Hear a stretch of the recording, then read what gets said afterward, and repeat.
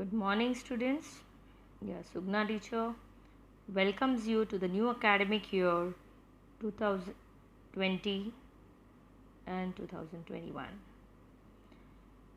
Today, we are going to study about one of the branch of science that is known as chemistry. We'll be dealing with the first topic for the day is introduction of chemistry. Let us bifurcate science that we have learned till now into its branches. Science is divided into 5 main branches, which is chemistry, physics, biology, earth sciences, and space sciences. Out of this 5, we are going to concentrate only on the main 3 branches of science, that is physics, biology, and chemistry. Let us define what is physics. Physics is the natural science that involves the study of matter and its motion through space and time, along with the related concepts such as energy and force. More broadly, it is the analysis of nature conducted in order to understand how the universe behaves, from the largest objects, spatial objects like planets, to the smallest ones, atoms. A search for patterns or rules or laws for the behavior of all physical objects. There are a lot of laws we are going to learn in physics. Let us define what is biology. Biology means the study of life. Bio means life and logy means study. This allows scientists to examine the natural world. It helps to know about the interaction between each other, also about how organisms change over time. There are many sub-branches of biology like botany, which talks about plants, zoology, which talks about animals, and microbiology, which deals with microorganisms. Organisms. What are organisms? Living things. All living things are known as organisms. Microorganisms like bacteria, protists, there are microorganic plants, fungi, also microorganic animals, and there are mega animals like us. All are considered as organic beings. Non-living things are inorganic. Let us now concentrate on the main topic, that is chemistry. What is chemistry?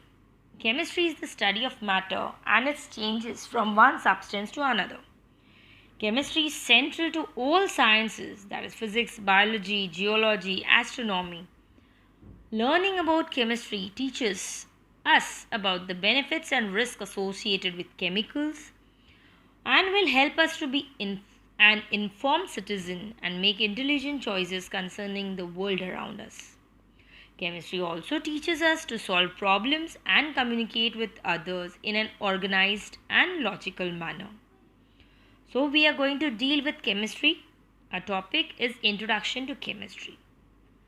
Now, chemistry is further divided into its branches, the main branches being organic chemistry and inorganic chemistry. Organic chemistry mostly deals with carbon-containing compounds. It's not only carbon, it has carbon, hydrogen, nitrogen, and so on. Basically, compounds found in organic things that are living things. It is dealt mostly in pharmaceuticals and plastics. Inorganic chemistry in general does not contain carbon compounds, but carbon and singular carbon elements can be included in inorganic chemistry. Examples are minerals, metals, nonmetals, and semiconductors. Out of these 2 branches, we basically concentrate on the 2 compounds we are going to learn in future in our chemistry, that are organic compounds which contain carbon and other elements and generally found in living organisms. Inorganic compounds which do not usually contain carbon and combining with other elements, but carbon on a singular way can be included in inorganic compound. The combination of organic inorganic together forms some chemical compounds which are helpful to us. Excuse. When we hear the word science laboratory, the first thing comes into our minds are the movies, sci-fi movies, science fiction movies like Avengers, Hulk, and we just be so amazing thing like lot of apparatus, experiments going on. So let's just concentrate on the chemistry laboratory and what are the apparatus we are going to deal with. These are some of the imagination we create in our mind when we talk about lab. So let's concentrate on our chemistry apparatus, basic apparatus, glass apparatus. Now this figure comes here is of a test tube, generally known as a glass test tube. These test tubes are open at one end and closed at one. They are used generally for heating chemicals, studying reactions. There are certain kind of hard glass test tubes which are made up of Pyrex, generally used for boiling and lot of heating chemical reactions. Now the second apparatus coming into the picture are beaker. Beaker again are of different calibrations. They have different graduations. The markings over them are known as calibrations. We can see in the second figure 10, 20, 30, 40. So beaker is generally a container with a lip at one end, and they are available in all different sizes. They are used for holding, pouring and mixing solutions. Now the picture we see here are some apparatus. This one is a round at bottom, and such kind of apparatus which we hold or which we use are known as flask. This basically is a round bottom flask.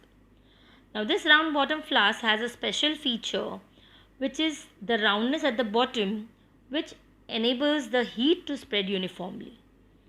Now generally heat to spread uniformly means it is used for heating gas preparations where a lot of heating is required.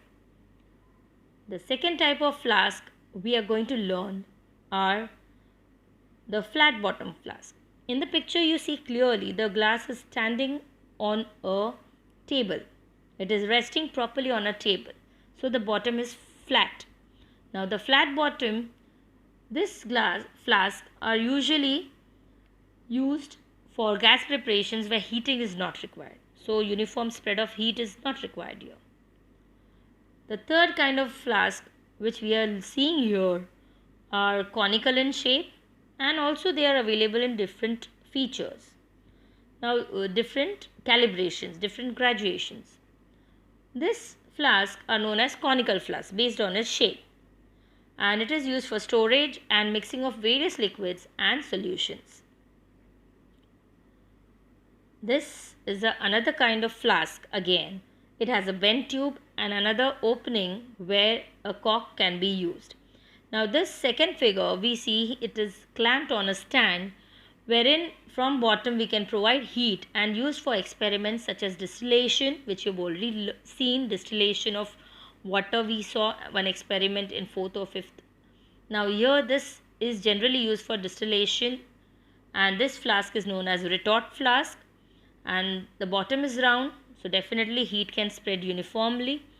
Distillation experiments and distillation of acids, this flask is generally used. Now let's summarize. We are done with today's topic. So what have we learned? 3 main branches of science: physics, biology and chemistry. We have done with the definition of all 3 branches. We have also learned that chemistry is divided into 2 main branches: organic chemistry and inorganic chemistry. Organic chemistry deals with hydrocarbons and elements present in living things. Inorganic chemistry deals with other elements including carbon as a single element. Chemistry laboratory contains of many basic apparatus. Some of the basic glass apparatus like test tube, beakers, flask and their uses etc. we have done today. So student, that's it for today. Have a nice day. Thank you. Stay safe. Stay home.